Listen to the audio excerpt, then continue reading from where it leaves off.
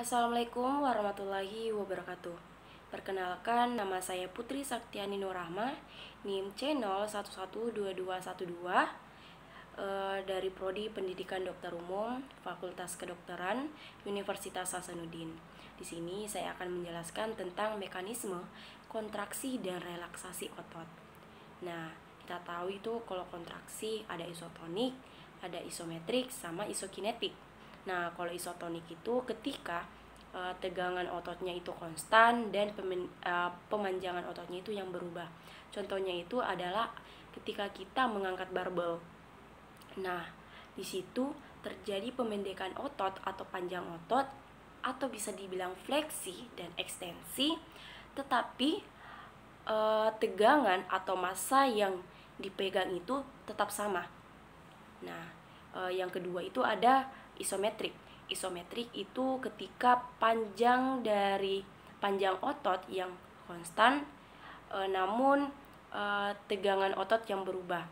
Contohnya itu ketika kita mengisi botol dengan air secara terus-menerus. Nah, ketika kita begini, ketika air diisi terus-menerus, maka akan terasa berat. Nah, disitulah terjadi tegangan yang berubah secara signifikan. Tetapi pemendekan otot tidak berubah. Nah, yang ketiga itu adalah isokinetik. Nah, kalau isokinetik itu ketika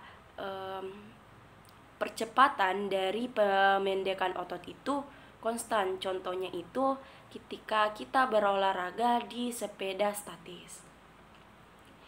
Nah, di sini saya akan menjelaskan tentang twitch, trap, wave summation, sama tetanus. Tetanus itu juga ada incomplete tetanus sama complete tetanus. Pertama saya akan menjelaskan tentang twitch.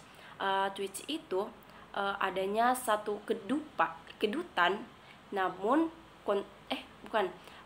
satu kedutan terjadi kontraksi dan relaksasi yang singkat dan lemah.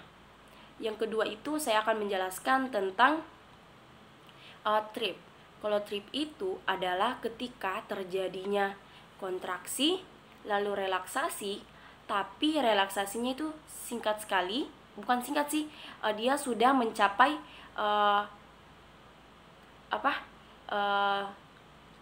relaksasi yang sepenuhnya, namun terjadi lagi kontraksi lalu relaksasi. Nah, begitu kalau trip. Nah, selanjutnya itu adalah wave summation.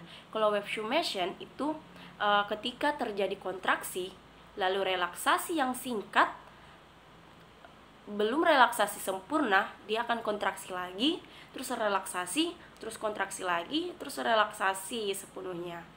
Nah, yang keempat itu saya akan menjelaskan tetanus. Nah, kalau tetanus itu ada, tadi saya bilang itu tentang incomplete tetanus sama complete tetanus. Kalau complete tetanus itu ketika terjadi frekuensi stimulus yang sangat tinggi sehingga tidak ada terjadi relaksasi, sehingga dia akan mencapai maksimum dari tegangan tersebut. Nah, kalau incomplete tetanus itu ketika terjadi kontraksi, frekuensi dari tegangan tersebut itu tinggi, namun masih bisa relaksasi, terus akan kontraksi lagi, relaksasi, terus kontraksi lagi. Terus setelah dia mencapai maksimum, dia tidak akan melewatinya, dia akan terus di situ, yaitu kontraksi, relaksasi. Terus kalau kontraksi lagi dia akan maksimumnya, misal maksimumnya itu cuman di 6, dia akan di 6 terus, dia tidak akan melewati 6. Kontraksi, relaksasi, terus kontraksi, relaksasi. Nah, begitu. Itulah dari saya. Sekian. Assalamualaikum warahmatullahi wabarakatuh.